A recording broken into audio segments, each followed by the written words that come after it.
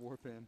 So yeah, I'm curious to see how this will turn out in game 2, man. Yeah, me too. So of course, this is actually a pretty important game here. Mana's already beaten Poke Money 2-0. If he were to win this set, that's virtually going to guarantee him a spot through the group. If he goes 2-0, going 4-0 in maps. Yeah, then Hell really has to play.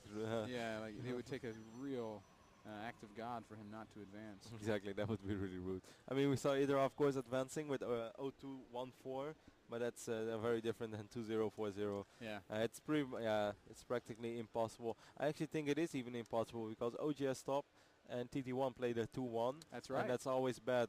Like if you have a 2-1 and a 2-0 victory, that will always favor the 2-0 guy.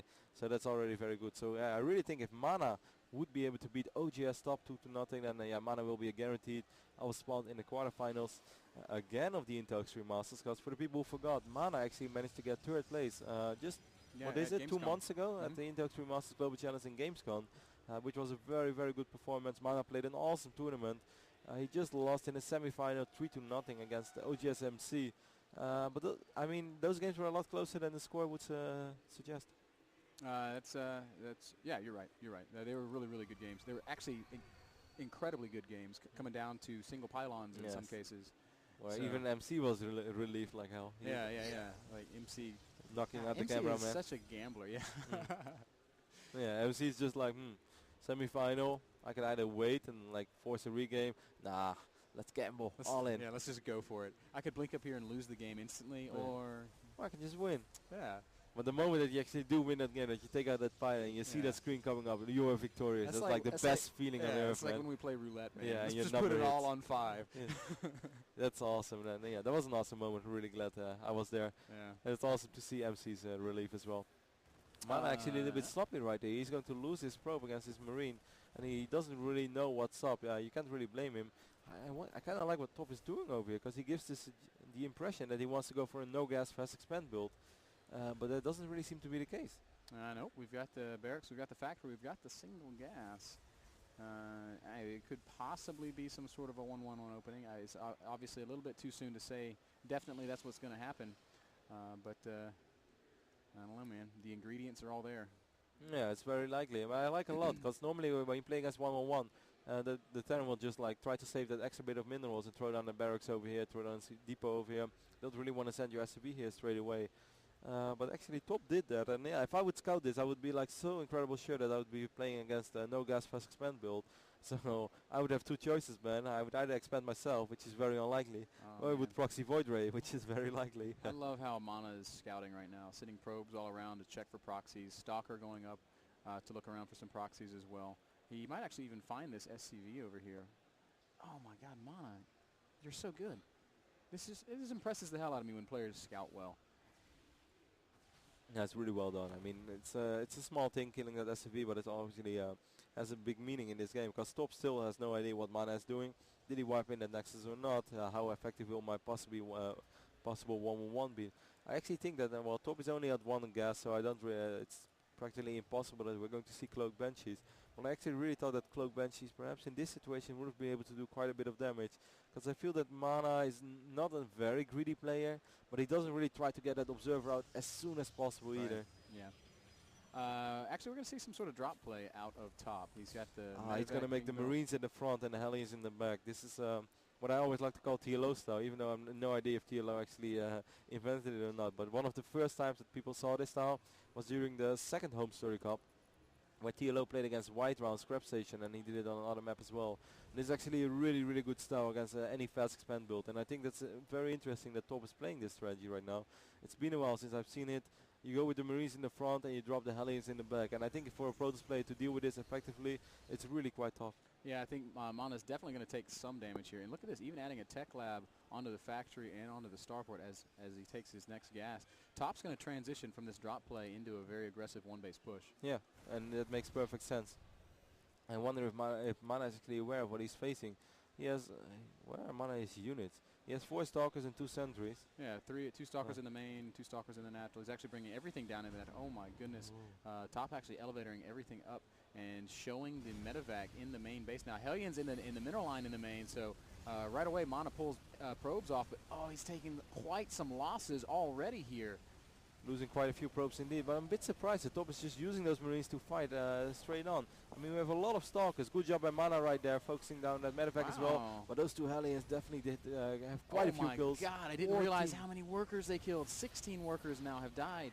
And Mana all the way down to 17 probes. Oh my goodness. And now, if Top turns around and does some sort of like pseudo 1-1-1 push, this is going to be hard to stop. It's going to be incredible hard. So after all, very good execution by Top. But Ben, don't you think it would have been better if he would have just dropped the Hellions in the main and then push at the front? Yeah, push at the front. I think so too. Because then you force the Protoss to split up his units a little bit more. But then again, Top just did an amazing harassment. He killed 14 probes. So who are we to question him, Ben? Yeah, he's in good shape, and Banshees are out on the map now, so the Banshee harass is about to begin, and frankly, Mana is just kind of broke right now, and he's going to have a really hard time warping in reinforcing units. I don't know what Mana can really do. He's pushing forward like he wants to just force field this ramp forever, but does he have any sentries? I'm not sure. This Banshee is definitely going to kill a lot of pros once again. We have one sentry remaining, but he's just going to lose his sentries because we all know that sentries don't have as much DPS as these tanks do. And Mana is in a horrible position right now. All of these Stalkers are on the other side of the map. This is absolutely horrible for Mana. Oh my gosh, Top doing a really nice job here.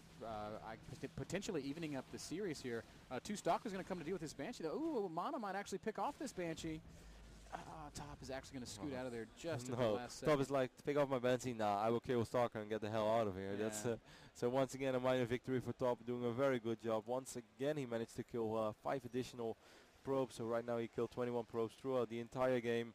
He's up 13 supply already, and obviously he has attack advantage as well. Those Banshees and those tanks have so much DPS compared to the units that Mana is able to produce right now. How does Mana hold when this push comes from Top? Do you think Top's just going to pull a bunch of SCVs and go with Marines and tanks? I really think that's probably what we're going to see. How do you beat Usain Bolt in running? Yeah. How do you go punch for punch with Mike Tyson? Yeah, Iron Mike. Well, you can bite off his ear. I said punch for punch, not punch for bite, bro. So once again, a Banshee in the main base over here from Mana. He will be able to take out a few probes once again. It's been so incredible annoying. This must be a really frustrating game for Mana because he's actually never really been able to play a straight up game. And now actually once again his Stalker is running too low on HP, so he's going to have to send in some reinforcements. He has 2 sentries, but you want to be careful with sentries. They well, as long as they can fight, as long as they can shoot, it's okay. But as soon as they actually get attacked, then it's a whole different story. Yeah, man, and Top just continuing to add to this army here. Does Mana see it? Oh, Mana, don't lose Stalkers, and he does see it actually turning back. He's going to try. Oh, a really nice job of picking off a couple of Marines there. And that's what we mentioned before. You know, you want to try to force the fight as far away from possible, not to make a real fight, but just try to delay, try to snipe off a unit or 2 if it's possible. But it's not easy. And look at this Banshee being also annoying. Once again, killing an additional probe. Yeah, Top has played this so incredibly well. Very, very frustrating to play against. And I just, you know, Mana's got a couple of mortals. He's going to come try to fight out here on the low ground. It's going to take some amazing miracle. I mean, I don't see a world where this is possible, but let's see. He's going to siege up right now. A lot of SCVs going to take some damage. First tank does fall down straight away. Focus firing the siege tanks. 2 tanks go down. A 3rd tank falling down. What? Mana controlling that very well, but now it's just gateway units against Marines. And we have those 2 Banshees as well. I almost forgot a little bit about Banshees. And at a certain moment, it really looked like, wow, Mana are actually making the impossible possible. But even when you take out the tanks, then often the Banshees are a really, really big problem. And then by the time you took care of the Banshees, we have a ton of Marines on the low ground. Mana is going to lose those probes as well, and it's not sure, and he's going to have to give this game up. I don't think he can do anything. 28 supply to 71. I will say, though, man, you can kind of see the strength of the new Immortal range there. Yeah, definitely helps out a lot. Maybe if Mana hadn't lost so many probes early on, he could have perhaps held that. But Top just did such an excellent job of harassing throughout the early game. Now he's going to push up with the Marines and the Banshees. Force field actually not quite perfect. He lets too many Marines through. There's the GG from Mana. Top ties up the series 1-1. We're going to go on to game 3, Kev. That's exciting. I kind of liked how Top played this game. On the other end, you could say, well, it wasn't really that amazing. He made